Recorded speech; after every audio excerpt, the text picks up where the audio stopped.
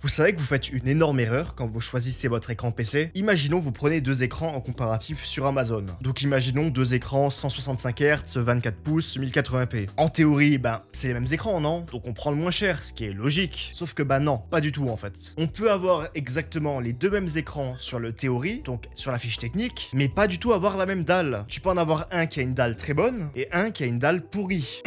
Les marques chinoises sur Amazon. Alors déjà on va partir d'un principe simple, c'est quoi la dalle en fait? Pour faire simple, en fait, la dalle, c'est vraiment la partie brute de l'écran qui affiche l'image. Et l'écran, en fait, c'est la globalité, c'est le produit fini que t'achètes, avec forcément la dalle, les contrôles électroniques, le boîtier, etc. Bon, maintenant t'as compris que la dalle, c'est littéralement l'un des trucs les plus importants dans un écran PC. Il y a un moyen de savoir si c'est un bon écran ou non. Il y a quelques sources comme AirSync ou encore Monitor Unboxed en chaîne YouTube qui sont très bien. Mais par exemple, dans le cas de AirSync, qui est l'une des plus grosses sources de renseignements au niveau des écrans, je ne conseillerais pas trop de se baser sur les notes, parce que les notes sont basées sur la moyenne de tous les écrans. Et quand on sait que la majorité des écrans puent la merde sur le marché des écrans, forcément la note est un peu en hausse par rapport à ce que ça devrait. Par contre, tu as tous les tests comme les temps de transition, la colorimétrie, etc. qui sont vraiment bien faits. Et je te conseille vivement de te baser sur ce genre de choses-là. Et pas des fiches techniques, parce que clairement les fiches techniques sont là pour te faire vendre et pas te conseiller. Et ça, surtout dans le cas des écrans. Parce que les écrans de merde sur le marché, il y en a énormément.